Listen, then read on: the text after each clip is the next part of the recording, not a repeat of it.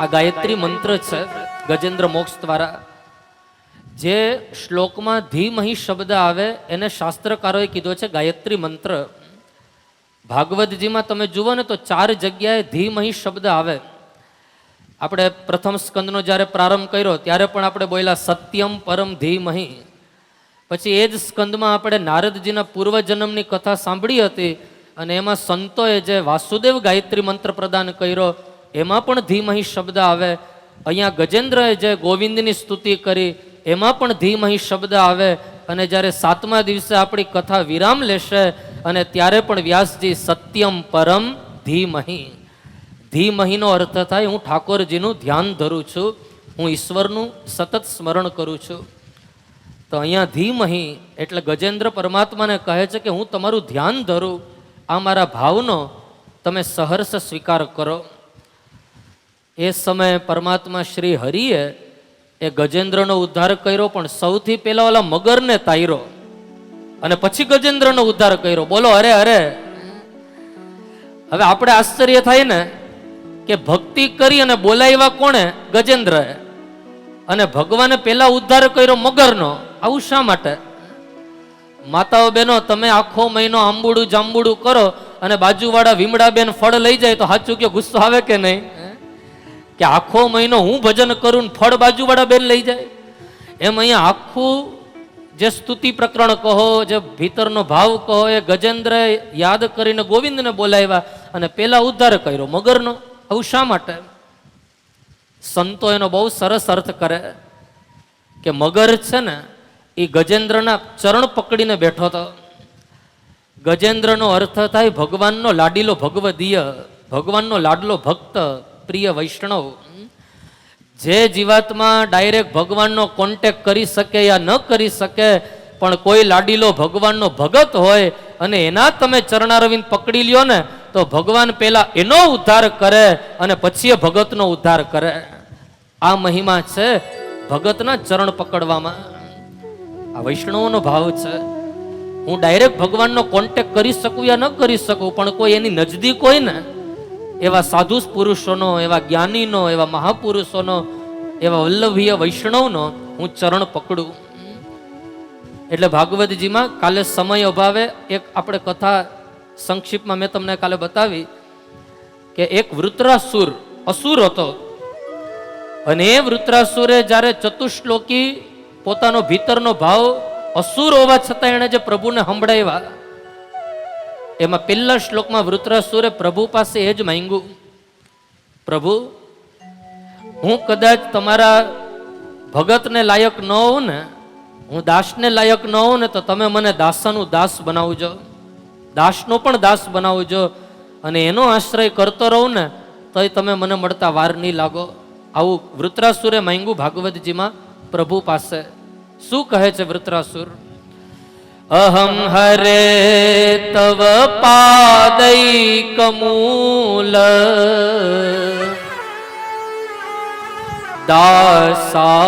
દાસાનુદાસો ભવિતાસ્મિ ભૂયઃ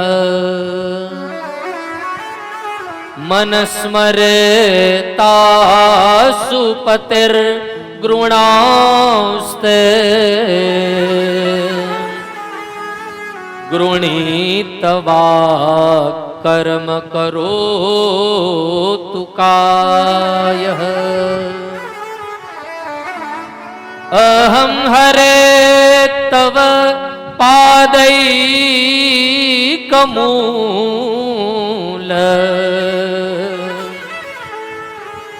દાસાનુદાસો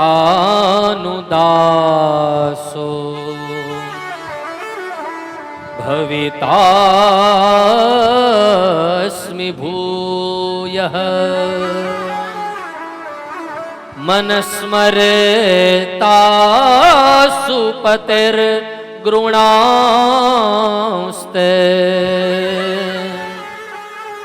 ગૃણીતવા કર્મ કરોતુ કાયઃ. ગોવિંદ, હું કદાચ દાસને લાયક ન હોઉં ને તો તમે મને દાસાનું દાસ બનાવો, પણ મને એમનો આશ્રય મળે તો તમે મળતા વાર નહીં લાગો. આ પણ એક ભક્તિ છે, દાસ ભક્તિ. જુઓ, ભાગવતજીમાં નવધા ભક્તિની કથા આવે. 9 ભક્તિ છે, એમાંથી તમને જે પ્રિય લાગે એ ભક્તિનો તમે હાથ પકડો. અને એક ભક્તિ પકડશો ને તો પાછળની 8 આવશે. બોલો અરે અરે, એ એક આવે તો 8 આવે, પણ જો એક નહીં હોય ને તો 8 નહીં આવે. જે રીતે નાનકડી દીકરી હોય અને એની માને એમ કે માં મને નણંદ લઈ આવીને દ્યો, મને નણંદ લઈ આવીને દ્યો, તો નણંદ એમને મળે ન મળે. માં છે ને એ દીકરીને સમજાવે, બેટા તમે બહુ નાના છો, તમે મોટા થશો ને તો જેના સાથે તમારા લગ્ન થશે એ તમારા પતિદેવ, એ પતિદેવની જે બેન હશે એ તમારી નણંદ, એ પતિદેવના જે માતા પિતા હશે એ તમારા સાસુ સસરા, એ પતિદેવના જે નાના ભાઈ ભાભી હશે એ તારા દેર દેરાણી, મોટા હશે એ જેઠ જેઠાણી. પણ હમણાં નહીં, લગ્ન કર તો તને પરિવાર મળે. એમ 9 ભક્તિમાંથી એક ભક્તિ સાથે આપણે લગ્ન કરી લેશું ને તો 8 ભક્તિનો પરિવાર હળી કાઢતો આપણા ઘેર આવશે. આ મહિમા છે નવધા ભક્તિનો. ચાલો નોટ કરજો, કઈ કઈ નવધા ભક્તિ. એક ભક્તિનો આપણે હાથ પકડીએ. ભાગવતકાર કહે, શ્રવણમ કીર્તનમ વિષ્ણો સ્મરણમ પાદ સેવનમ અર્ચનમ વંદનમ દાસ્યમ સખ્યમ આત્મનિવેદનમ. પહેલી ભક્તિ શ્રવણ. જેટલું બને એટલું શ્રવણ ભક્તિ આપણાથી થાય. 7 દિવસની આપણી આ શ્રવણ ભક્તિ થઈ રહી છે. બીજી ભક્તિનું નામ છે કીર્તન. જો આપણે સાંભળ્યું હશે તો 2 માણસોની વચ્ચે કીર્તન કરી શકશું. કઈ સાંભળ્યું નહીં હોય તો કીર્તન ક્યાં કરી શકવાના? અને કીર્તન કઈ રીતે કરવું? કીર્તનમાં જેનો અર્થ છુપાયેલો છે કીર્તન, એનું ઉલટું તમે વાંચો તો નર્તકી. કીર્તન નર્તકી. નર્તકી એટલે નાચતા નાચતા કીર્તન થાય. હા, ઠાકોરજીનું ભજન સંકીર્તન કરો, અહીંયા ભજન આવે, અહીંયા ધૂન આવે તો તમે હાથમાં કરતાલ લઈને જે નાચો છો ને, આ પણ એક ભક્તિ છે, કીર્તન. વિદેશના ગોરિયાઓ તમે વ્રજમંડલમાં જાઓ, અહીંયા સુધી ચાંદલો, ગળામાં તુલસીજીની માળા, હાથમાં ગૌમુખી માળા અને બાકે બિહારીની સામે બેહી હરે રામ રામ રામ હરે હરે, હરે કૃષ્ણ કૃષ્ણ કૃષ્ણ હરે હરે, આ મહામંત્રમાં ગાંડા બન્યા. આ કીર્તનની મહિમા છે, આ કીર્તન ભક્તિ છે. જે કીર્તન કર્યું સંત જ્ઞાનેશ્વરે, જે કીર્તન કર્યું સંત તુકારામે, જે કીર્તન કર્યું રાજસ્થાનની બાઈ મીરાએ, અને જે કીર્તન કર્યું જુનાગઢના ભક્ત નરસૈયાએ, જે કીર્તન કર્યું વીરપુરના જલા બાપાએ, જે કીર્તન કર્યું બગદાણા વાળા બાપા સીતારામે, કે કીર્તન કરી અને કૃષ્ણની નજદીક ગયા. આ ભક્તિ છે કીર્તન. ત્રીજી ભક્તિ છે સ્મરણ. સ્મરણનો અર્થ થાય ઈશ્વરનું સ્મરણ સતત રહે. હું એને ક્યારેય ન ભૂલું. દરરોજ ઠાકોરજીને એક ચિઠ્ઠી લખો ચરણમાં, ને એમાં લખવાનું આઈ લવ યુ. બોલો અરે અરે, શું લખવાનું? આઈ લવ યુ. હે પ્રભુ, હું તમને પ્રેમ કરું છું. અને હું ભરોસાથી કહું કે દરરોજ ઠાકોરજીને ચરણમાં તમે લખશો આઈ લવ યુ, તો ક્યારેક કૃષ્ણ જવાબ આપશે આઈ લવ યુ ટુ. એ હમેથી જવાબ આપશે કે તું મારું સતત સ્મરણ કરશો તો મારે તારું ધ્યાન રાખવું જોઈએ. આ ઈશ્વરનું સ્મરણ, ત્રીજી ભક્તિ. ચોથી ભક્તિ પાદ સેવનમ. મારા ઈશ્વરના ચરણા રવિંદની હું સેવા કરું, એની પાદ સેવા કરું. પાંચમી ભક્તિ અર્ચનમ. દરરોજ ઠાકોરજીને મારા ઈષ્ટને ચંદનની અર્ચા કરી અને એને લાડ લડાવવું. છઠ્ઠી ભક્તિ છે વંદનમ. દરરોજ ઠાકોરજીને હું વંદન કરું તો ક્યારેક બંધનમાં બંધાય. સાતમી ભક્તિનું નામ છે દાસ્ય ભક્તિ. હું દાસ બની અને મારા ઈશ્વરની સેવા કરું. જે દાસ ભક્તિ તમને ને મને બતાવી હોય ને તો પવન પુત્ર હનુમાનજી એમ કેવી દાસ ભક્તિ એને રામચંદ્રજીની કરી. હનુમાન એ હનુમાનજીનો અર્થ તમને ને મને બતાવે કે રામચંદ્રજીની સેવા કરવા છતાં પણ જેના ભીતર કોઈ અભિમાન નથી, કોઈ અહંકાર નથી, અને જેણે પોતાના માનને હૈણું ને એનું નામ છે હનુમાન. કોઈ માન સન્માનની ભૂખ નહીં અને નિષ્ઠાપૂર્વક દાસ બની એણે જે સેવા કરી, આ છે દાસ્ય ભક્તિ. રામ રસાયન તુમ્હારે પાસા, સદા રહો રઘુપતિ કે દાસા. राम रसायन तुम्हारे पासा, सदा रहो रघुपति के दासा. આ દાસ ભાવ હનુમાનજીએ વ્યક્ત કર્યો. આઠમી ભક્તિનું નામ છે સખ્ય. સખ્ય એટલે કૃષ્ણને હું મિત્ર બનાવું, એ મિત્ર ભાવ એના હારે જોડાવું. જુઓ, કનૈયાના જીવનમાં 3 મિત્ર આવ્યા. ધ્યાન દેજો, 3 મિત્ર એ ત્રણ માર્ગે જોડાયેલા છે ઠાકોરજી સાથે. કયા કયા 3 મિત્ર? એક ઉદ્ધવજી, એક અર્જુન અને ત્રીજા પોરબંદરના સુદામા. આ 3 ફ્રેન્ડ બન્યા કૃષ્ણની લાઈફમાં. ઉદ્ધવજી એ ઠાકોરજીના મિત્ર બન્યા, પણ કયા માર્ગે બન્યા? બોલે જ્ઞાન માર્ગે બન્યા. એ જ્ઞાની ભક્ત છે, જ્ઞાની સખા છે. બૃહસ્પતિના જ્ઞાની શિષ્ય બની અને કૃષ્ણના સખા બન્યા ઉદ્ધવજી. અર્જુન એ પણ પરમાત્માના મિત્ર છે, એ કર્મ માર્ગે જોડાણા.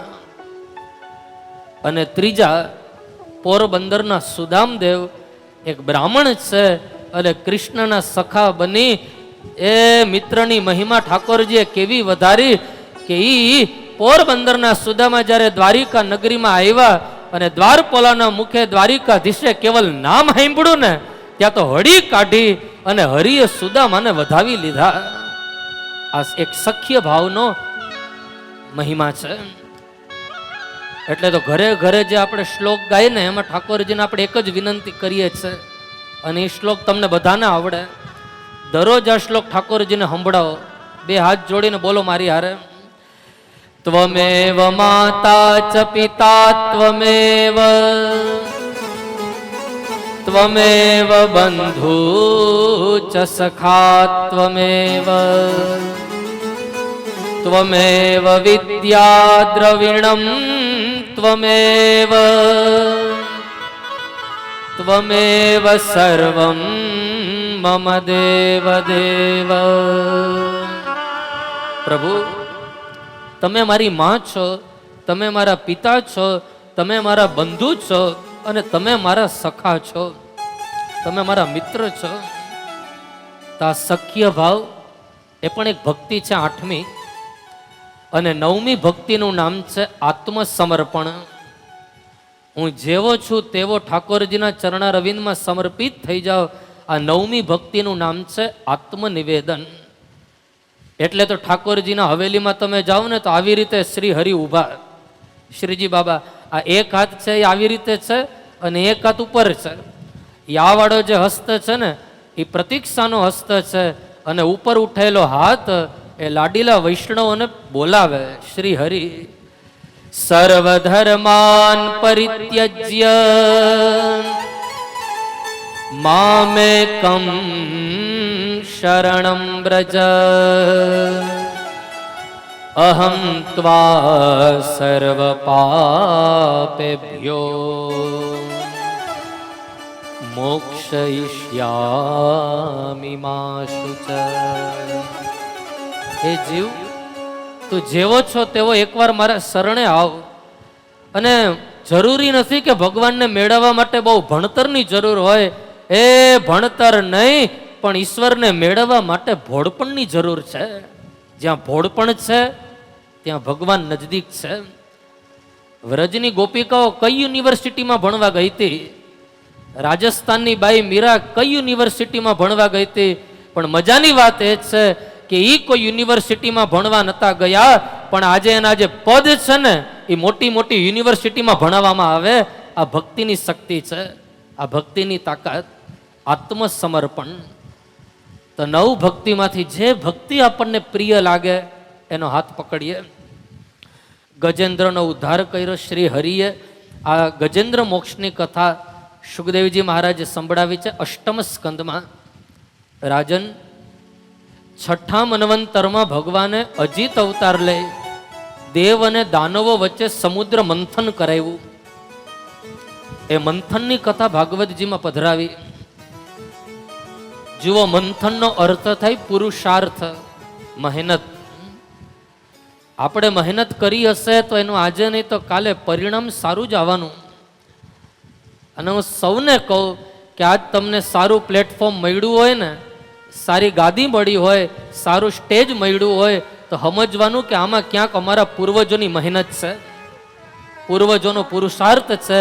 અને એણે જે મહેનત કર્યું, એણે જે મંથન કર્યું ને, એ મંથનના સ્વરૂપે આપણે અમૃતનું પાન કરી રહ્યા છે આપણા પૂર્વજોના આશીર્વાદ.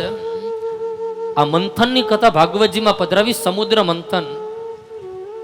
અને એ મંથન કરતા કરતા એક એક રત્નોય નીકળે અને રત્નમાં પાછું ઝેરે નીકળે.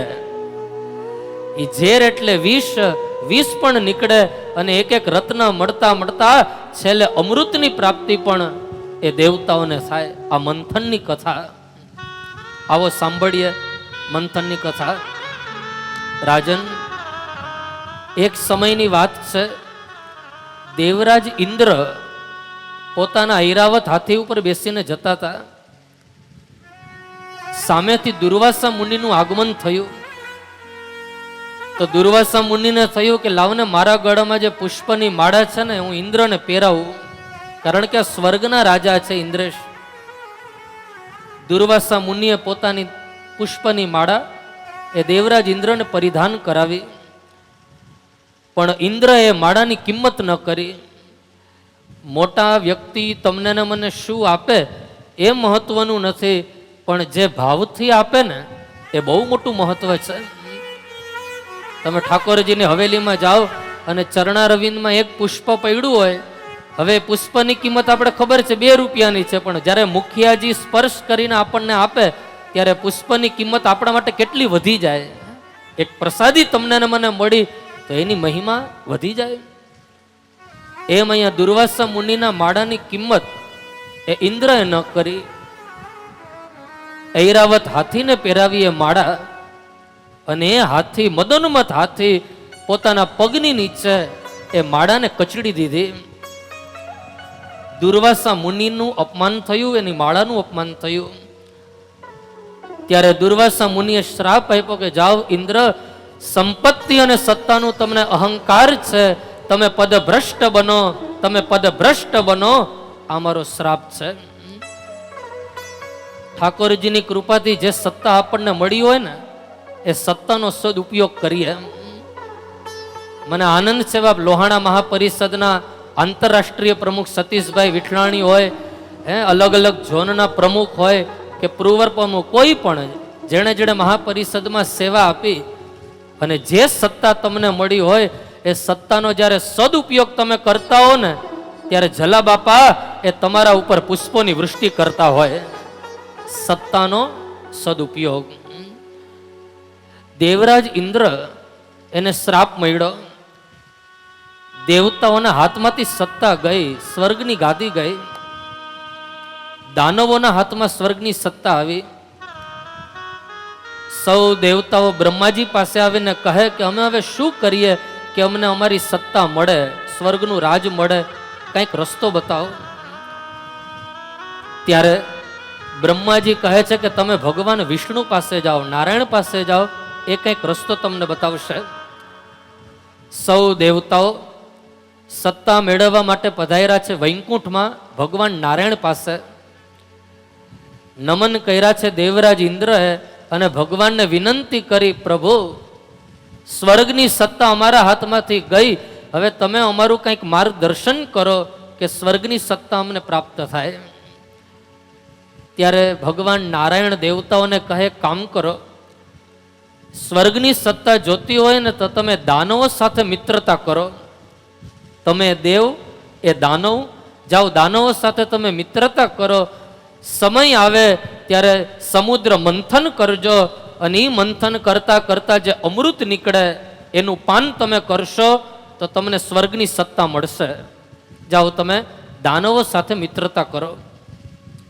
સૌ દેવતાઓ પધાર્યા છે સ્વર્ગમાં દાનવો પાસે, બહુ નહીમાં. એટલે અમારા કબીર મહારાજ ગાય, નમન નમન મેં ભેદ હૈ, बहुतन में नादान, दगाबाज दूनान में, चित्ता चोर कमान, दगाबाज दूनान में, चित्ता चोर कमान, नमन नमन में भेद है. દાનવો પાસે આવી અને દેવતાઓ બહુ નહીમાં, બહુ ઝૂક્યા. દાનવોને થયું કે આ દેવતાઓ ક્યારે ઝૂકે નહીં, હાથ ઝૂકતા ઝૂકતા હવે નક્કી કંઈક દાડમાં કાઢું છે. આ તમે ક્યારે એટલા ઝૂકો નહીં ને ઝૂકો છો શા માટે? ત્યાં તો દેવતાઓ દાનવોને કહે, અરે આપણે સત્તા માટે શા માટે ઝઘડીએ? આપણી માં ભલે ને અલગ અલગ હોય પણ આપણા પિતા તો એક છે ને. જુઓ, દેવ અને દાનવ એનો એક પરિચય તમને આપું, નોટ કરજો. દેવ અને દાનવ બંનેના પિતા છે કશ્યપ. કશ્યપની બે રાણી દિતિ અને અદિતિ.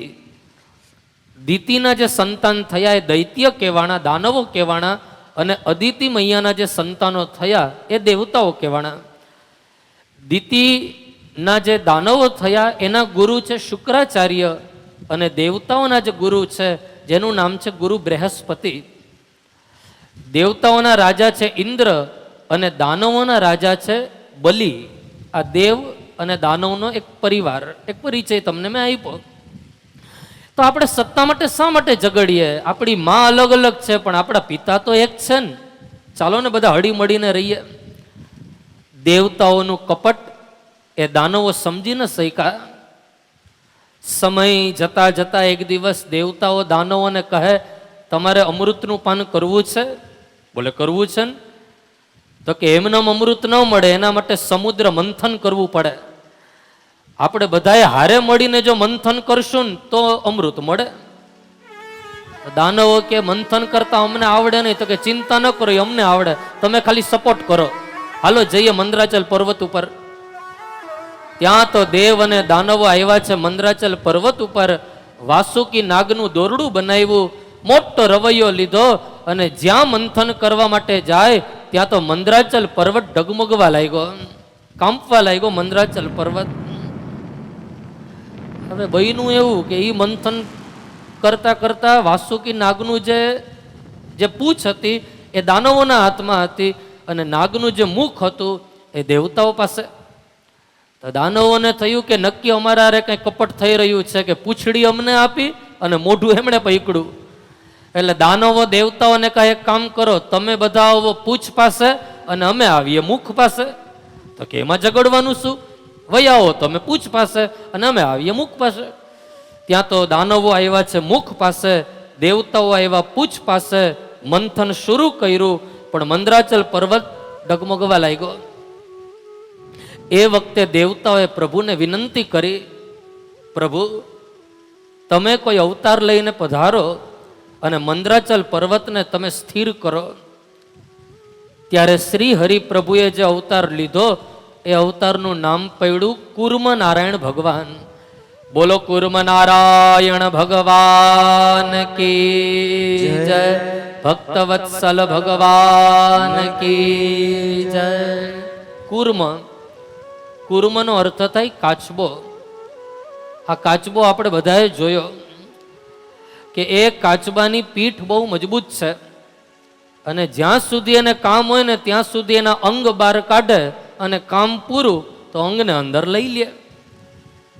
આ કાચબો જગતને બહુ મોટો સંદેશ આપે કે કોઈ આવું ભગીરથ કાર્ય કરતું હોય એમને બીજું આપણે કંઈ આપી શકીએ યા ન આપી શકીએ, પણ એને પીઠ બળ આપશો ને તો એનું કાર્ય સફળ. પીઠ બળ આ કાચબો આપણને બતાવે. અમારા બાપજી કથામાં બોલે કે ભાગવત જેવું કોઈ ભગીરથ કાર્ય કરવું હોય ને એમાં 4 કૃપા જોઈએ. 4. એક પિંડ બળ, એક પીઠ બળ, એક પિતૃ કૃપા અને એક પ્રભુ કૃપા. આ 4 હોય ને તો ભગીરથ કાર્ય થાય. પેલી શેની જરૂર પડે તો કે પિંડ બળ. પિંડ એટલે તમારું ને મારું શરીર. પેલું સુખ તે જાતે નરિયા. આ સતીશભાઈ ને બધા, હું ગિરીશભાઈ ને તમે બધા એટલી ઉંમરે એક આસને બેસી શકો છો. આ તમારા શરીર નૈર્વા છે ને એટલે આનંદ કરો છો બાપ. સાચી વાત ને બાપ? આ શરીર જો આપણું સ્વસ્થ હોય તો આનંદ આવે. એમ પિંડ બળ હશે તો એ વાંધો નહીં આવે, પ્રભુ ભજન થશે. પિંડ બળની સાથે સાથે જરૂર પડે પીઠ બળ. કોઈ સત્કાર્ય કરતું હોય તો એને ટેકો આપો કે તું તારે કર, હું તારા હારે છું. પીઠ બળ. ત્રીજી જરૂર પડશે પિતૃ કૃપા. આપણા પૂર્વજોના આશીર્વાદ હશે તો ભગીરથ કાર્ય થશે. અને છેલ્લે બતાવ્યું છે પ્રભુ કૃપા. ઈશ્વરની કૃપા હોય ત્યારે જ આવું ભગીરથ કાર્ય થઈ શકે. પિતૃ અને પ્રભુ કૃપા. આપણા હાથમાં સમય બહુ ઓછો હતો, કારણ કે 4-5 દિવસમાં આપણી કથા નક્કી થઈ. પણ હવે ભવિષ્યમાં કદાચ કોઈ આવું ભગીરથ આયોજન થાય ને ત્યારે હું વ્યાસપીઠથી કહું છું કે તમારા પૂર્વજો માટે તમે કંઈક કરજો. આપણા પૂર્વજોની પાછળ જેટલું કરીએ ને એટલું ઓછું છે. કારણ કે જે વસ્તુ ભગવાન ન આપી શકે તમારા ને મારા પૂર્વજો આપી શકે. આ શક્તિ છે પૂર્વજોના આશીર્વાદમાં. જેણે જેણે પોથી લખાવી હોય કે ઘરમાં ફોટો રાખીને એનું પૂજન કરો છો, વાંસની લાકડીની પૂજા કરો છો, આ પિતૃ પ્રત્યેનો તમારો જે ભાવ છે, જે શ્રદ્ધા છે, આને જ કીધું છે શ્રાદ્ધ. આપણા ઉપર ઘણા બધા ઋણ છે. એમ નહીં સમજતા કે હું મારા વડવાઓની સેવા પૂજા કરું તો કોઈ ઉપકાર છે. નહીં, આપણે કરવું જોઈએ, આ મારો ધર્મ છે. કોઈ દીકરો એના મા બાપની સેવા કરતો હોય તો કોઈ ઉપકાર નથી. કોઈ ચેલો એના સદગુરુની સેવા કરતો હોય તો કોઈ ઉપકાર નથી. આ એનો ધર્મ છે. એમ આપણા ઉપર ઘણા બધા ઋણ છે. એ ઋણમાંથી છૂટવા માટે આપણે કંઈક ને કંઈક કરવું જોઈએ. જુઓ, 3 થી 4 ઋણની વાત આપણા શાસ્ત્રકારોએ બતાવી. એના ઋણમાંથી છૂટવા માટે આપણે કંઈક કરવું જોઈએ. પેલું બતાવ્યું છે દેવ ઋણ. દેવ ઋણમાંથી છૂટવા માટે વર્ષમાં આપણા ઘરની અંદર કંઈક ને કંઈક દેવ કાર્ય થવા જોઈએ. સત્યનારાયણની કથા કરો, યજ્ઞ કરો, વાસ્તુ કરો, અનુષ્ઠાન કરો, જે કાંઈ તમે દેવ કાર્ય કરો છો એ દેવ ઋણમાંથી મુક્ત થવા માટે. બીજું ઋષિઓનું ઋણ. આપણા ઋષિમુનિઓ ઘણું બધું આપણને આપીને ગયા. એ ઋષિઓના ઋણમાંથી છૂટવા માટે એણે જે જે ધર્મ ગ્રંથો આપણને આપ્યા એ સદગ્રંથોનું વાંચન થાય તો ઋષિઓના ઋણમાંથી આપણે મુક્ત થશું. ત્રીજું આપણા સમાજનું ઋણ. જે સમાજમાં તમારો ને મારો જન્મ થયો હોય ને એ સમાજના ઋણમાંથી છૂટવા માટે કંઈક ને કંઈક સામાજિક કાર્ય, કંઈક ને કંઈક આધ્યાત્મિક કાર્ય, કંઈક ને કંઈક શૈક્ષણિક કાર્ય એ સમાજમાં થવા જ જોઈએ. કાલે હું બેઠો હતો ને મને સમાજની એક બહુ સુંદર વ્યાખ્યા યાદ. આ લોહાણા મહાપરિષદનું આયોજન છે અને એક સમાજનું જ્યારે આયોજન હોય ત્યારે સમાજની વ્યાખ્યા મારે કરવી હોય તો હું શું કરું? મારા ભીતર કાલે એક ભાવ પ્રગટ થયો કે નાનામાં નાના વ્યક્તિને જે સમજી શકે ને એને કહેવાય સમાજ. નાનામાં નાના વ્યક્તિને, આપણા સમાજમાં કોઈ વંચિત હોય શિક્ષણથી, આપણા સમાજમાં કોઈ વંચિત હોય, એનાનું ઘર ન હોય, પહેરવા માટે વસ્ત્ર ન હોય, મકાન ન હોય, અને એ વખતે એની જે કંઈ સહાયતા આપણે કરીએ આ બહુ મોટું સામાજિક કાર્ય છે. તો સમાજના ઋણમાંથી છૂટવા માટે કંઈક કરીએ તો સમાજના ઋણમાંથી મુક્ત. અને છેલ્લું ઋણ બતાવ્યું છે પિતૃ ઋણ. આપણા પિતૃદેવ માટે જેટલું બને એટલું કંઈક ને કંઈક એને તૃપ્ત કરીએ, એને રાજી કરીએ. અહીંયા પિંડબળ, પીઠબળ, પિતૃકૃપા અને પ્રભુ કૃપા, આ 4 કૃપા જ્યારે વરસે ત્યારે જ એ અમૃત તમને ને મને પ્રાપ્ત થાય. આ કથાનું અમૃત કહો કે કોઈ સારા ગ્રંથોનું અમૃત કહો. અહીંયા કુર્મનારાયણ ભગવાન પધાર્યા છે અને એના પીઠ ઉપર એમણે મંદરાચલ પર્વતને સ્થિર કર્યો. દેવ અને દાનવોએ મંથન શરૂ કર્યું અને પેલી વસ્તુ સમુદ્રમાંથી નીકળી કાલકૂટ નામનું વિષ, ઝેર નીકળ્યું. હવે આ ઝેર કોણ પીવે બોલો? દેવતાઓ કેવા લાગ્યા અમે ન પીએ, દાનવો કેવા લાગ્યા અમે ન પીએ, અને એક વસ્તુ જ્યાં સુધી કોઈ રાખે નહીં ત્યાં સુધી બીજું નીકળે નહીં. હવે આ કોણ પીવે? તો બધા દેવતાઓ વિષનો કટોરો લઈને પધાર્યા વૈકુંઠમાં અને ભગવાન નારાયણને વિનંતી કરી, તમે કીધું તો યાદ છે ને વિપત્તિ પડે ત્યારે વયા આવજો. લો હવે વિપત્તિ પડી, લ્યો આ વિષનું તમે પાન કરો. તો ભગવાને લક્ષ્મીજીની સામે જોઈને કીધું શું કરવું, આ વિષ પીવું કે નહીં? તો કે આ વિષ આપણે ન શોભે, મોકલી દો કૈલાસમાં, એ ભોળિયો નાથ છે એ આ વિષનું પાન કરશે.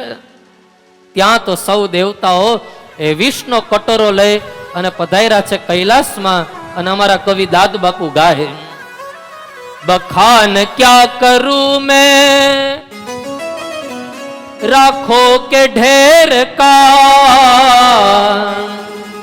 चपटी भभूत में है खजाना कुबेर का.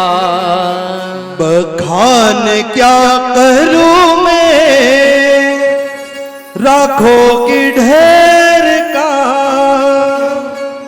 चपटी भभूत में है खजाना कुबेर का. हे गंगाधार मुक्ति द्वार ओमकार तू, भोले ओमकार तू. आयो शरण तिहारे भोले तार तार तू. कैलाश के निवास अरे भोले बार बार हूँ, नमो बार बार हूँ. आयो शरण तिहारे नमो बार बार हूँ. क्या क्या नहीं दिया हम क्या प्रमाण दे, बसे गए हैं शंभू तेरे दान से. क्या क्या नहीं दिया हम क्या प्रमाण दे, बस गए हैं त्रिलोक शंभू तेरे दान से. आपने जहर पिया हमको जीवन दिया, कितना उदार तू, कितना उदार तू. आयो शरण तिहारे भोले तार तार तू. कैलाश के निवासी नमो बार बार हूँ, नमो बार बार हूँ. आयो शरण तिहारे भोले तार तार तू. સૌ દેવતાઓ એ વિષ્ણુ કટોરો લઈને પધાર્યા છે મહાદેવજીની સન્મુખ અને વિનંતી કરી. ભાગવતકાર કહે છે, દેવ દેવ મહાદેવ ભૂતાત્મન ભૂત ભાવન ત્રાહિ ન શરણાપન્ના ત્રૈલોક્ય દહનાત વિષા. બાબા આ વિષથી તમે અમારું રક્ષણ કરો, આ વિષનું તમે પાન કરો. ત્યારે મહાદેવજી મનોમન વિચારે કે દેવતાઓનું જો ભલું થતું હોય અને દેવતાઓને જો સ્વર્ગની સત્તા મળતી હોય ને તો હું આ વિષનું પાન કરવા માટે તૈયાર છું. વિષનું પાન બાબાએ કર્યું. ન અંદર ઉતાર્યું, ન વિષને બહાર કાઢ્યું, પણ આપણે બધાને ખબર છે કંઠમાં એ વિષને રાખ્યું. એટલે મહાદેવજીનો એ કંઠ થયો નીલ વર્ણનો, અને બાબાજીનું એક નામ પડ્યું નીલકંઠેશ્વર મહાદેવ. બોલીએ નીલકંઠેશ્વર મહાદેવ કી જય. હવે એક પ્રશ્ન કે બાબાજીએ વિષને અંદર શા માટે ન ઉતાર્યું, બહાર શા માટે ન કાઢ્યું? આનો સંતોએ બહુ સુંદર અર્થ કર્યો. બાબાએ વિચાર્યું કે કદાચ જો વિષને અંદર રાખું ને તો મારા હૃદયમાં મારા ઈષ્ટદેવ છે મર્યાદા પુરુષોત્તમ રામ. મારા રામને કોઈ તકલીફ ન પડવી જોઈએ, એટલે વિષને હું કંઠમાં રાખીશ, અને કદાચ ઝેરને હું બહાર કાઢું ને તો મારા લાડીલા વૈષ્ણવને તકલીફ પડે, અને એને વિષ પીવાનો રારો ન આવે ને એટલે હું કંઠમાં રાખું. આ મહાદેવજીની ખુમારી છે. આ ભોલે બાબાની મહાનતા, ઉદારતા છે કે જેણે વૈષ્ણવની રક્ષા કરવા માટે એ ઝેરને પોતાના કંઠમાં રાખ્યું. એટલે તો શાસ્ત્ર કહે વૈષ્ણવાનામ યથા શંભો. આ જગતમાં મોટામાં મોટા કોઈ પરમ વૈષ્ણવ હોય તો એ વૈષ્ણવ છે દેવાધિદેવ મહાદેવજી. પરમ વૈષ્ણવ છે. જ્યાં જ્યાં મહાપ્રભુ વલ્લભાચાર્યજીની બેઠકજી બિરાજે ને ત્યાં ત્યાં તમે જોજો મહાદેવજી કોઈને કોઈ સ્વરૂપે બિરાજે. તમે ચંપારણમાં જાઓ તો ચંપારણમાં તમે પેલા ચંપેશ્વર દાદાના વંદન કરો છો, એમનો અભિષેક કરો છો. છત્તીસગઢમાં રાયપુરની બાજુમાં ચંપારણ્ય, અને એ ચંપારણમાં ચંપેશ્વર દાદાનો અભિષેક થાય પછી આપણે મહાપ્રભુજીના દર્શન કરવા માટે જતા હોઈએ છીએ. પરમ વૈષ્ણવ હોય તો એ છે મહાદેવજી. મહાદેવજીએ વિષ્ણુ પાન કર્યું, વંદન કરી, અને દેવતાઓ પધાર્યા છે મંદરાચલ પર્વત પાસે. શરૂ કર્યું પાછું મંથન.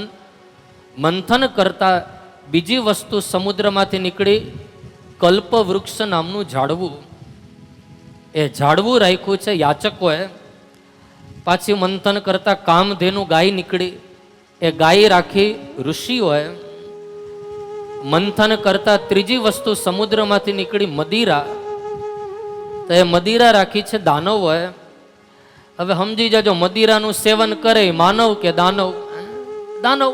કારણ કે અમારા બાપજી વ્યસન વિશે મારે જાજુ બોલવું નથી, પણ એક વાક્ય બ્રહ્મલીન પૂજ્ય ડોંગરે બાપા કહેતા કે ઘરને મંદિર બનાવવું હોય તો કાંઈ કરવાની જરૂર નથી, પણ મંદિર બનાવવું હોય તો બેનો ફેશન છોડે અને ભાઈઓ વ્યસન છોડે ને એનું ઘર મંદિર બને. કાંઈ નહીં, બેનો ફેશન અને ભાઈઓ વ્યસન. હું ફેશન કરું, પણ ફેશન કેવી? તો કે જગતને રાજી કરનારી મારી ફેશન ન હોય, પણ જગદીશ્વરને રાજી કરનારી મારી ફેશન હોય. મીરાબાઈએ જે શણગાર સજ્યો તો એણે ફેશન કરી હતી, પણ મેરે તો ગિરધર ગોપાલ દૂસરો ન કોઈ, પગ ઘુંઘરું બાંધ મીરા નાચેરી. એણે જે શણગાર સજ્યો એ જગદીશ્વરને રાજી કરનારો શણગાર. અને મારા જીવનમાં વ્યસન હોય તો કોઈ બીજું વ્યસન નહીં, પણ હરિ નામનું વ્યસન હોય. બૂટી હરિ કે નામ કી તું સબકો पिला के पी. बूटी हरि के नाम की तू सबको पिला के पी. ब्रह्मा ने चारों वेद की पुस्तक बना के पी. ब्रह्मा ने चार वेद की पुस्तक बना के पी. मीरा ने अपने श्याम को, हो मीरा ने अपने श्याम को अपनो बना के पी. बूटी हरि के नाम की सबको पिला के पी. बूटी हरि के नाम की सबको पिला के पी. એ જે વ્યસન હતું, પછી બ્રહ્માજીનું વ્યસન હતું 4 વેદોનું, અને એના ચતુર્મુખમાંથી જે 4 વેદો નીકળ્યા એનું એક વ્યસન છે. મીરાબાઈને જે વ્યસન લાગ્યું હરિ નામનું, એનું એ વ્યસન છે. કદાચ લૌકિક વ્યસન હશે ને તો એ જગતના એક એક જીવને નાશ તરફ લઈ જશે, પણ હરિ નામનું વ્યસન હશે ને, પછી સ્વામિનારાયણ સંપ્રદાયમાં શિક્ષાપત્રીમાં કેટલી વાતો કરી, તો એને વ્યસનમાંથી છૂટવાના કેટલા રસ્તાઓ બતાવ્યા. કૌસ્તુભ નામનો એક મણિ નીકળ્યો સમુદ્રમાંથી, અને એ હીરો, એ મણિ રાખ્યો છે સ્વયં ભગવાન નારાયણે પોતાના વક્ષસ્થળ ઉપર. એટલે જ્યારે તમે ઠાકોરજીની સેવા કરવા માટે બેઠા હો ને, ત્યારે એક શ્લોક બધા બોલે, કસ્તુરી તિલકમ લલાટ પટલે વક્ષસ્થલે કૌસ્તુભમ. વક્ષસ્થળ ઉપર પ્રભુએ જે મણિ રાખ્યો એ મણિનું નામ છે કૌસ્તુભ. પુનઃ મંથન થયું. મંથન કરતા સમુદ્રમાંથી નીકળ્યા છે સાક્ષાત લક્ષ્મીજી. બોલો મહાલક્ષ્મી માત કી જય. લક્ષ્મીજી. હવે સાચું કે લક્ષ્મીજીની પાછળ ગાંડું કોણ ન બને? દેવતાઓ કહેવા લાગ્યા અમે લેશું, દાનવો કહેવા લાગ્યા અમે લેશું, લક્ષ્મીજી કહેવા લાગ્યા એમને હું કોઈને નહીં વરું, બધા લાઈનમાં ગોઠવાઈ જાઓ, અને મને જે યોગ્ય લાગશે એમને હું પુષ્પની માળા એમના ગળામાં પરિધાન કરાવીશ, આપ બિરાજમાન થાવ. એક બાજુ દેવતાઓ, એક બાજુ દાનવો, અને વચ્ચે બિરાજમાન છે ભગવાન નારાયણ શ્રી હરિ. માં લક્ષ્મીજી સુંદર પુષ્પની માળા લઈને નીકળ્યા છે. એક એકની સામે દ્રષ્ટિ કરી રહ્યા, પણ સૌની નજર લક્ષ્મીજીની સામે છે. પણ દેવ અને દાનવોની વચ્ચે આવ્યા, જ્યાં ભગવાન નારાયણને જોયા ત્યાં તો લક્ષ્મીજીએ સુંદર પુષ્પની માળા ભગવાન નારાયણના ગળામાં પરિધાન કરાવી. દેવતાએ પુષ્પોની વૃષ્ટિ કરી. જય જયકાર. બોલો લક્ષ્મી નારાયણ ભગવાન કી જય. લક્ષ્મીજી એ નારાયણને વૈરા. પાછું મંથન થયું. સંતો અને શાસ્ત્ર કહે જુઓ, લક્ષ્મી 3 પ્રકારની છે. આમ તો અનેક પ્રકારો બતાવ્યા, પણ 3 લક્ષ્મી, શુભ લક્ષ્મી, મહાલક્ષ્મી અને અલક્ષ્મી. શુભ લક્ષ્મીનો અર્થ થાય આપણા ઘરની લક્ષ્મી કઈ સત્કાર્યમાં વપરાય ત્યારે સમજવાનું મારા ઘરમાં શુભ લક્ષ્મી. બીજી લક્ષ્મી છે મહાલક્ષ્મી. જ્યારે કોઈ સમાજના ભગીરથ કાર્યમાં આપણો પૈસો વપરાય, કોઈ આવા ભાગવત જેવા આયોજનમાં, કોઈ ગરીબ દીકરીના લગ્નમાં, કોઈ એજ્યુકેશન માટે આપણો પૈસો વપરાય ત્યારે સમજવાનું મારા ઘરે મહાલક્ષ્મી. અને ત્રીજી લક્ષ્મી છે અલક્ષ્મી. ન જવાના રસ્તે જીવાત્માના પૈસા જાય ત્યારે સમજવું ઘરમાં અલક્ષ્મી. ઠાકોરજીને કેવું કે અમને અલક્ષ્મી નહીં, અમને મહાલક્ષ્મી આપજો, કે જેના માધ્યમથી અમે તમારા સત્કાર્ય કરી શકીએ. મહાલક્ષ્મી. મહાલક્ષ્મી ચ વિદ્મહે વિષ્ણુ પત્ની ચ ધીમહિ તન્નો લક્ષ્મી પ્રચોદયાત. લક્ષ્મીજી એ નારાયણને વૈરા. પાછું મંથન થયું. મંથન કરતા સાક્ષાત ધન્વંતરી ભગવાન એ અમૃતનો કળશ લઈને પ્રગટ થયા. હવે એ અમૃતને મેળવવા માટે દેવતાઓ અને દાનવો ઝઘડી રહ્યા, અમે પીશું, અમે પીશું, અમે પીશું. એ ઝઘડતા ઝઘડતા અમૃતના 4 બુંદ એ ધરતી ઉપર પડ્યા. અને આજે તમને ને મને ખબર છે કે 4 જગ્યાએ કુંભ મેળાનું આયોજન થાય, જ્યાં અમૃતના 4 બુંદ પડ્યા.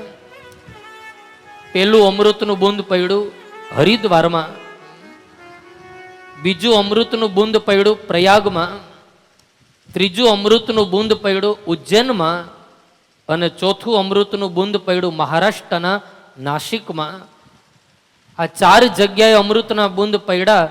અને 12 વર્ષે જ્યારે પૂર્ણ કુંભ મેળો લાગે ને, ત્યારે કરોડો લોકો ત્યાં ડૂબકી લગાવવા માટે જાય કુંભ મેળામાં.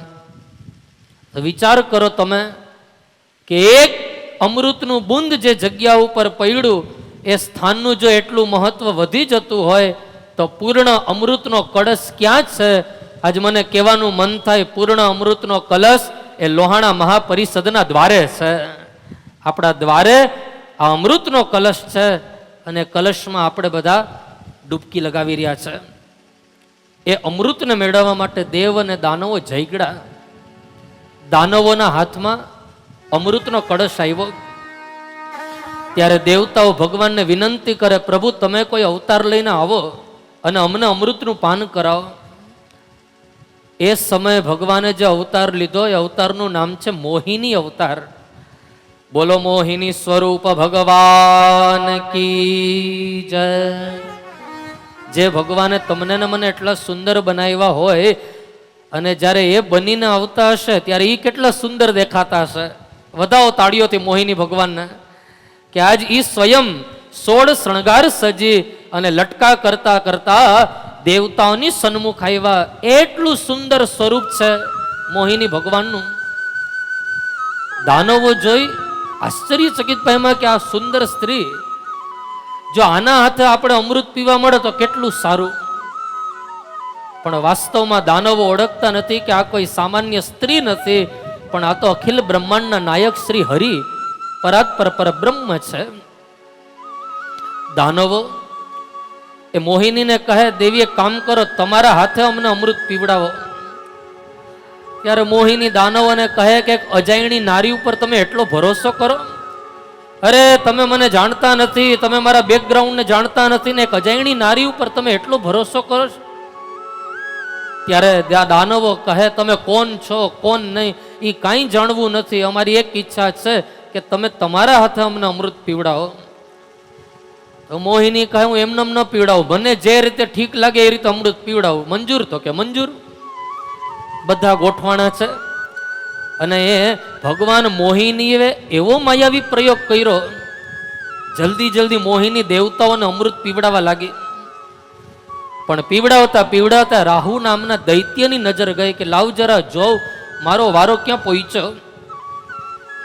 આંખ ખોલીને રાહુ દૈત્ય નજર કરી, ત્યાં તો મોહિની દેવતાઓને અમૃત પીવડાવે. રાહુને થયું કે અત્યારે બોલવામાં મજા નથી, અત્યારે તો દેવતાઓની બાજુમાં ગોઠવાઈ જાવ ને તો મને અમૃતનું પાન મળશે, કાંઈ નહીં બોલું. એટલે આપણા ગુજરાતીમાં બે કહેવત છે, બોલે એના બોર વેચાય ને ન બોલવામાં 9 ગુણ. કયા સમયે કઈ કહેવતનો ઉપયોગ કરવો એનું જ્ઞાન આપણે બધાને છે. તો દાનવોનો રાહુ દૈત્ય એ દેવતાઓની પાસે આવીને બેઠા, સૂર્યની ચંદ્રની વચ્ચે આવી બેઠા છે રાહુ. જલ્દી જલ્દી મોહિની બધાને અમૃત પીવડાવે. પીવડાવતા પીવડાવતા રાહુએ જે અમૃતનું પાન કર્યું ત્યાં તો સૂર્ય અને ચંદ્રએ શિકાયત કરી, અરે પ્રભુ આ તો રાહુ દૈત્ય છે. શ્રી હરિ પ્રભુએ સુદર્શન ચક્ર છોડી રાહુના 2 ભાગ કર્યા. એક ભાગ બન્યો રાહુ અને બીજો ભાગ બન્યો કેતુ. આ 2 ભાગ થયા રાહુના શરીરના. એ વખતે રાહુ અને કેતુએ શ્રાપ આપ્યો, હે સૂર્ય અને ચંદ્ર, તમે અમારી ચાળી ખાધી ને, જાઓ અમે તમને શ્રાપ આપીએ કે કલિયુગમાં તમને ગ્રસશું. આજે આપણે ગ્રહણ થાય ને, ક્યારેક સૂર્ય ગ્રહણ, ક્યારેક ચંદ્ર ગ્રહણ. આ શું છે? આ સૂર્ય અને ચંદ્રને શ્રાપ મળ્યો રાહુ અને કેતુનો. ભગવાન મોહિનીએ દેવતાઓને અમૃતનું પાન કરાવ્યું છે. અમૃત પી અને દેવતાઓ શક્તિશાળી બન્યા. દેવ અને દાનવોનું ભયંકર યુદ્ધ થયું અને એ યુદ્ધમાં દાનવોની હાર થઈ અને દેવતાઓની જીત થઈ. જે કામના માટે સમુદ્ર મંથન કર્યું હતું ને, એ કામના આજે પૂર્ણ થઈ. દેવતાઓની સ્વર્ગની સત્તા મળી દેવતાઓને. આ મંથનની કથા મેં તમને સંભળાવી. ચાલો હવે હું એનો થોડોક સીધો અર્થ તમને બતાવું, સિમ્પલ અર્થ બતાવું કે મંથનની કથા જે જીવાત્મા સાંભળે એને શું મળે. ભાગવતજીમાં વ્યાસજી સ્પષ્ટ કહે કે શ્રદ્ધાપૂર્વક મંથનની કથા જે જીવાત્મા સાંભળે, જે રીતે ભગવાને દેવતાઓને સ્વર્ગની સત્તા આપી એમ તમને ને મને જગતનો નાથ ઊંચા સિંહાસન ઉપર બેસાડે, ઊંચા પદ ઉપર બેસાડે. આ મહિમા છે સમુદ્ર મંથનની કથાનું. પદ પ્રતિષ્ઠા તમારી મારી વધારે શ્રી હરિ. તો સમુદ્ર મંથનની કથા સુખદેવજી મહારાજે સંભળાવી. સ્વર્ગની સત્તા મળી છે દેવતાઓને. દાનવોને થયું કે દેવતાએ અમારા સાથે કપટ કર્યું, હવે અમારે પાછી ગાદી જોતી હોય તો અમારે શું કરવું જોઈએ? ત્યારે દૈત્ય ગુરુ શુક્રાચાર્ય મહારાજ એ દૈત્યના રાજા બલિને કહે છે, હે બલિ, જો તમારે સ્વર્ગની સત્તા જોતી હોય તો તમારે 100 અશ્વમેધ યજ્ઞ કરવા પડશે. આપણા શાસ્ત્ર કહે કે 100 અશ્વમેધ યજ્ઞ કરો ને તો એને સ્વર્ગની સત્તા મળે. આ શાસ્ત્રનું કથન છે. તો શુક્રાચાર્ય બલિરાજાને કહે છે કે હું તમારા ગુરુ છું અને હું તમને કહું છું કે તમે 100 અશ્વમેધ યજ્ઞ કરો, જાઓ, તમને સ્વર્ગની સત્તા મળશે.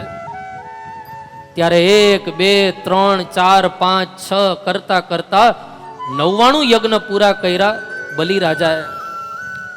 એક યજ્ઞ બાકી. પણ હવે છેલ્લો યજ્ઞ એ વામન ભગવાન પૂરો નહીં થવા દે બલિરાજાનો. બલિરાજાના આંગણે સ્વયં જગદીશ્વર વામન બની અને પધારવાના. અહીંયા વામન ચરિત્રની કથા પધરાવી, આપ પણ સાંભળજો. સુખદેવજી મહારાજ પરીક્ષિત રાજાને કહે છે, રાજન, કશ્યપ અને અદિતિને ત્યાં વામન ભગવાન પધાર્યા એક વ્રતના પ્રભાવે. જુઓ, એ ભાગવતજીમાં વ્રતની બહુ મોટી મહિમા છે, જેનું નામ છે પયો વ્રત.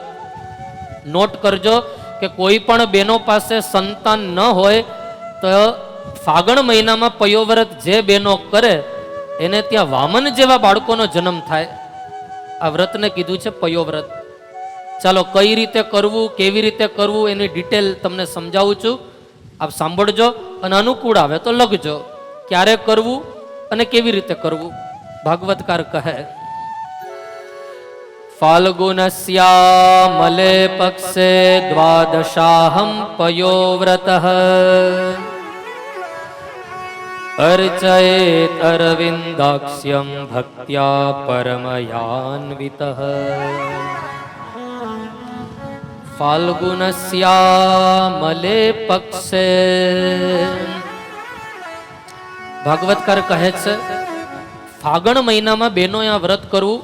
એકમથી લઈ અને 12 સુધી 12 દિવસ, શુક્લ પક્ષમાં અજવાળામાં, કૃષ્ણ પક્ષમાં નહીં, એકમથી લઈ અને 12 સુધી 12 દિવસ બહેનોએ ઘરમાં રહી તમારા ઘરનું જે મંદિર છે એ મંદિરની બાજુમાં એક બાજોઠ મૂકવો. એ બાજોઠ ઉપર પીળું વસ્ત્ર પાથરવું, વચ્ચે ચણાના દાળની ઢગલી પાથરવી, ઉપર તાંબાનો કલશ મૂકવાનો, એ કલશની અંદર જળ ભરવાનું, અંદર 1.25 રૂપિયો અને સોપારી પધરાવાના, ઉપર એક તાંબાની ત્રભાણું મૂકવાનું, એ ત્રભાણામાં ચોખા પધરાવાના, એમાં વચ્ચે લક્ષ્મી નારાયણની મૂર્તિ પધરાવવાની.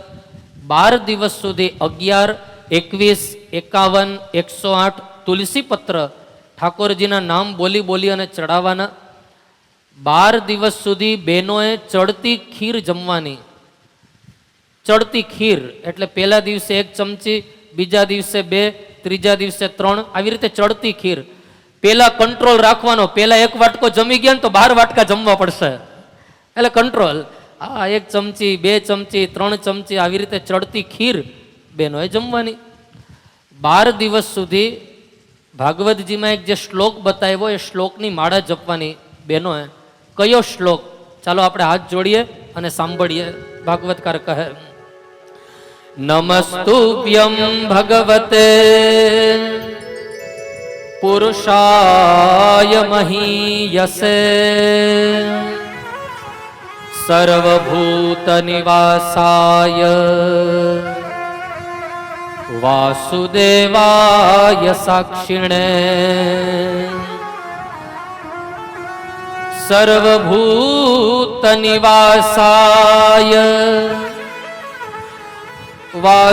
વાસુદેવાય સાક્ષિણે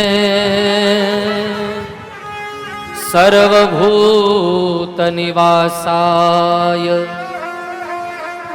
વાસુદેવાય સાક્ષિણે. આ શ્લોકની 12 દિવસ સુધી બહેનોએ માળા જપવી. અને આ શ્લોક કદાચ તમને ન આવડે તો બીજ મંત્ર ઓમ નમો ભગવતે વાસુદેવાય, આ બીજ મંત્રની એક માળા માતાઓ બહેનોએ જપવી. 12 દિવસ સુધી લક્ષ્મી નારાયણનું પૂજન કરવું.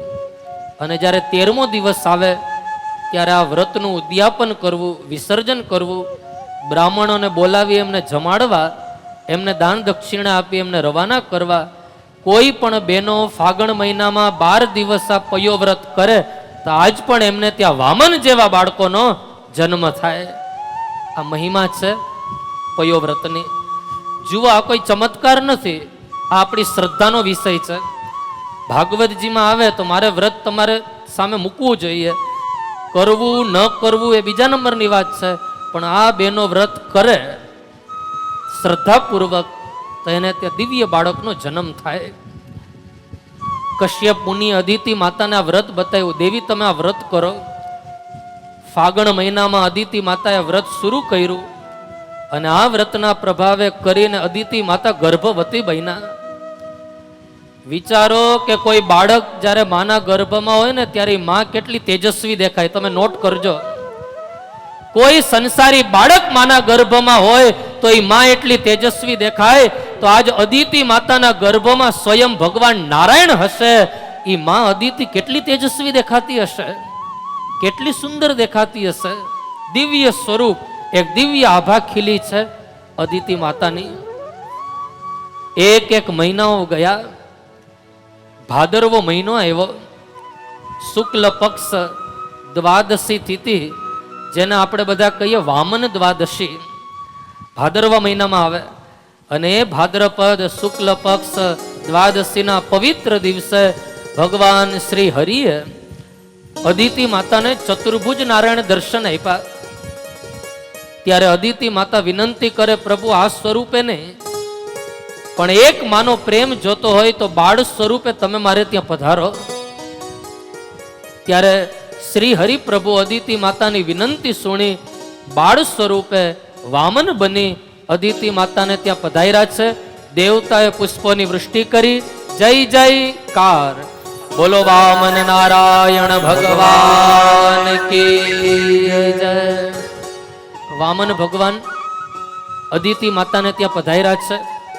8 વર્ષની ઉંમર થઈ. આપણા શાસ્ત્ર કહે કે બ્રાહ્મણનો બાળક જ્યારે 8 વર્ષનો થાય ને ત્યારે એને યજ્ઞોપવિત સંસ્કાર આપવામાં આવે. પછી ક્ષત્રિયનો બાળક જ્યારે 12 વર્ષનો થાય ત્યારે એમને યજ્ઞોપવિત સંસ્કાર આપવામાં આવે. અને વૈશ્યનો બાળક જ્યારે 16 વર્ષનો થાય ત્યારે એમને યજ્ઞોપવિત સંસ્કાર આપવામાં આવે.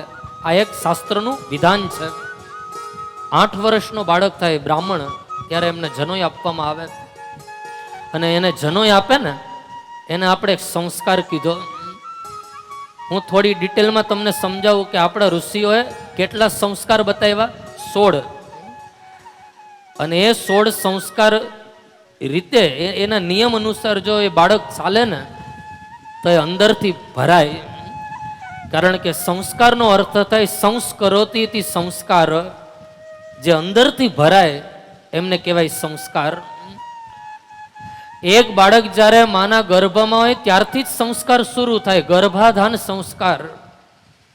એ બાળક જ્યારે 7 મહિનાનો થાય ત્યારે એને સંસ્કાર આપવામાં સીમંત સંસ્કાર. એ બાળકનો જન્મ થાય ત્યારે જાતકર્મ સંસ્કાર.